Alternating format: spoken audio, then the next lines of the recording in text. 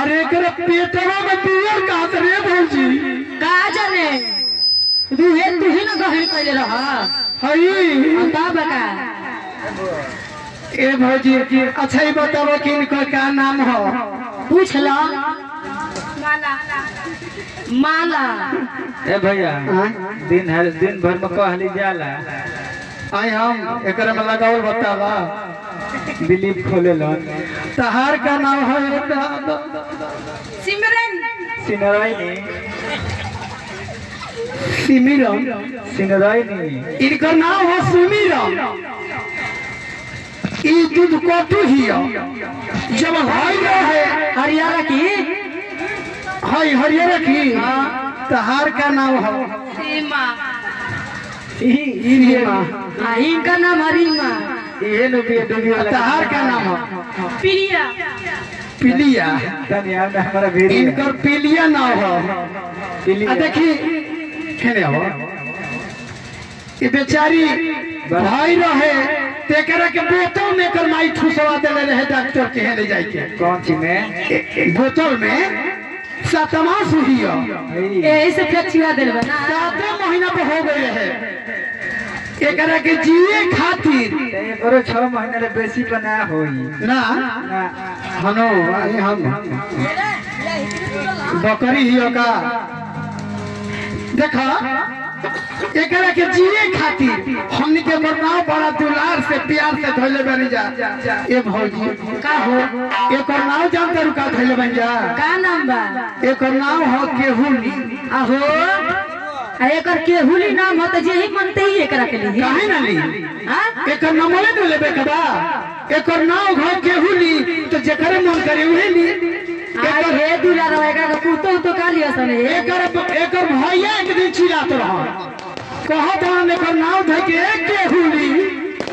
हम कहनी के केहुली तो कहां एकर बाबूली ह भली ह ना केहुली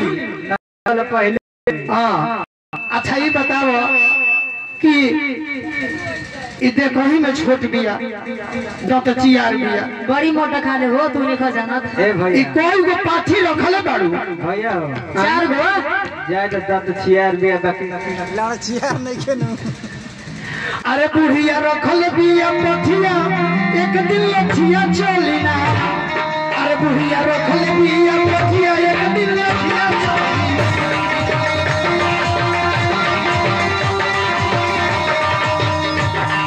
लठिया चली ना भैया लठिया चली ना भैया लठिया चली लठिया चली ना भैया लठिया चली ना भैया लठिया चली बुढ़िया रखल बिया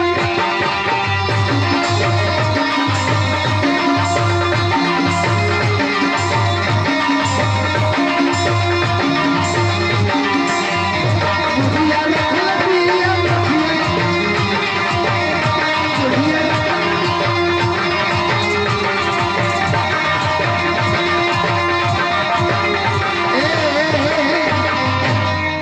ई पाठी है सन ई आहो अरे बोकवा तू नहीं खा बोकाबा हम बोका हैं तब का होला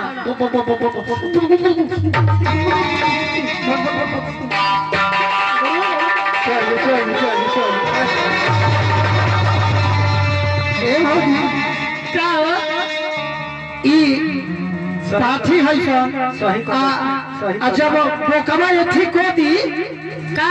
तो बकरी हो जाओ ई हाँ आ 6 महीना पर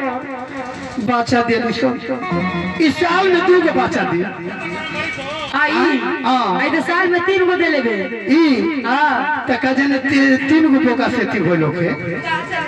संगे चल 3 गो बोका रसा चल तो संगे तो देखा ए भैया हां दिलीप नहरिया बेचारा तो ई ना खावा खा कहे अपने ना न कम गड़बड़ा दिया कर बही छे तो हां ओके देखा तब होई नो का होई फुला तारी वही तूने कहली कि चलो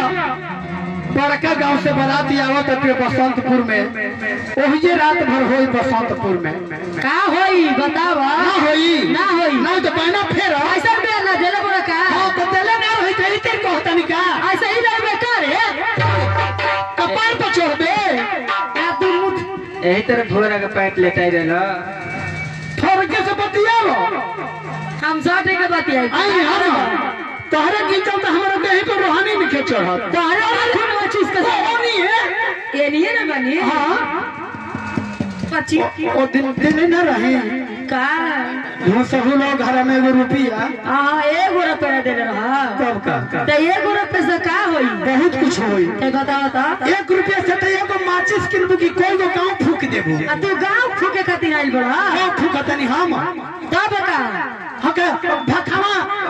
आग लग रहे गेहूं में तो हम ही फूकले रही। हां ना बनातपुर में हां यही तरीके को कला लगावती हमरा के कौन कार्रवाई काई है दादा? मठे पर बाजार में आग लगा देले रहे। बोलो कंठ खोलो हमी खोला चित्र को चना फूलो खाइबो ना लिट्टी खाइबा बोलो अरे बोलो भूता बोला सुगनी अरे प्रेम से हरि जी के नाम। ए भौजी तनी हाथ ऊपर करो ना। भोजरा जिंदगी आजा